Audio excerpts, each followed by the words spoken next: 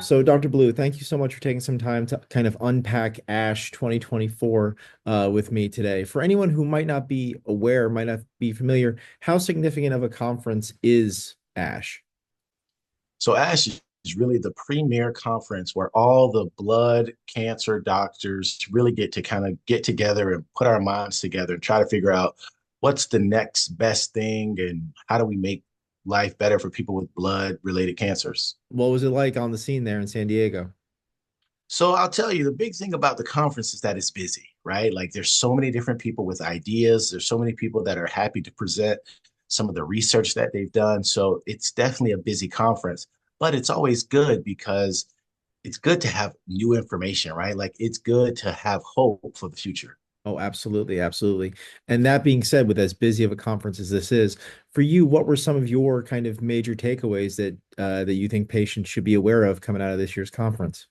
Yeah, I would say number one is the big thing that's really taken over for a lot of the blood related cancers is what they call bispecific therapies. And with the bispecific therapies, what happens is that we're able to use the body's immune system to kind of help fight off the cancer. However, sometimes what happens is that they do have side effects. And one of the major abstracts that was presented at ASH basically talked about how, unfortunately, minorities had different side effects when they had the same treatment than other people of kind of a non-minority background. And so, unfortunately, what that means is that now we're learning that uh, not everyone is actually tolerating these medicines the same. And what we call the toxicity profile may vary based on other factors not related to your disease, such as your ethnicity and background. And I thought that was amazing because that's something that hadn't been shown before. That's fascinating. What abstract was that, or what study was that? So it was talquetamab, which is one of the bispecific myeloma therapies. It basically showed that unfortunately for Black patients, they had worsening dysgeusia, which is changes in taste, as well as they had worse skin changes, which is also another side effect of that bispecific. But it just happened to be unfortunately more severe in minority patients. That is fascinating, and I think it's Yeah. it's great that attention is being drawn to that at for something as big a platform as ASH is.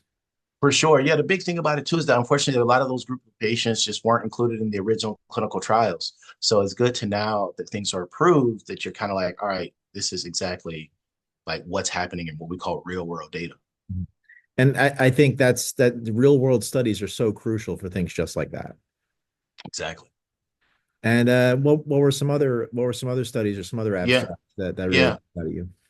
Yeah. So one of the things that I'm a little bit proud to say that one of our own institution colleagues, Dr. Kira Freeman, really presented an amazing abstract talking about resistance mechanisms. You say, what the heck does that mean? One of the things that we're always trying to find is the holy grail of a cure for these blood cancers. So even if we come up with these new innovations, whether it's CAR T, whether it's bispecifics, whether it's, whatever, they work fantastic. But at some period of time, unfortunately, the disease does come back again. And so we're always scratching our heads like, why is this happening?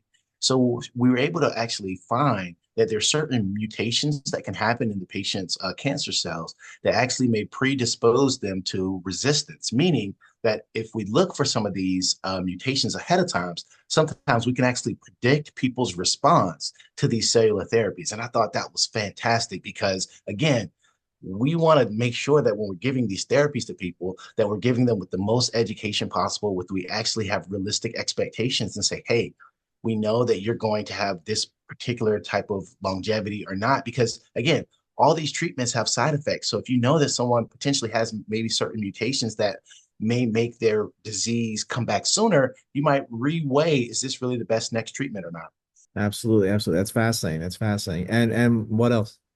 Oh, I would say that, kind of in a more general side, that, one of the things that I know I'm talking a lot about cellular therapy, but a lot was talked about with cellular therapy at ASH. But one of the things that I thought that was super important is when we instruct the immune system to go fight off cancer, I'll tell you that we typically have to be very specific, meaning that the targets that we tell them have to have as much cancer and as and not a lot of your normal cells to be affected. Because really, once we tell that immune system, hey, find anything that, has what we call a BCMA, or that has, a specific target, you want to make sure that that's as much of the cancer as possible. But one of the studies have basically shown that really what they're trying to do is take multiple targets, meaning that like target one and a target two, and combine those and try to see if that can have either a longer effect or a better effect. The other thing is that there were a lot of studies trying to look for new targets, right? And that's where that hope comes in, where maybe what we can start doing is doing multiple CAR Ts on patients, because what will happen is each CAR T may have a specific target, but as soon as that target basically stops working, you just do it again and just do it with a different target. And so right now, unfortunately, from a CAR T standpoint, there's only one target that's FDA approved. So once that target stops working, unfortunately, you have to do things like alternative treatments or clinical trials. But if we keep finding other targets, then that means that the future is bright and that we can just continue to, I don't know, to affect change. And I thought that was fantastic as well. How do these sorts of end of the year conferences kind of set the table for next year and kind of Yeah, give people something to great chew on as we question. head into 2025? So I'll tell you the big thing about it is that what we will be doing in 2025 is going to be much different than what we're doing in 2024. And that's based off of some of the stuff that we learned at ASH. One of the things that not only does it allow us to do research and explore research from all over the world, it also allows us to do what we call best practices. So you say, what does that mean? What happens is that I practice in Florida. Someone else may practice in California. We do the same thing and take care of the same patients, but we all have our different ways of doing it. So at the conference, we can actually sit down and kind of say, all right, what's working for you? What's not working for you? What side effects are you doing? Are you seeing? And then how are you managing those side effects, right?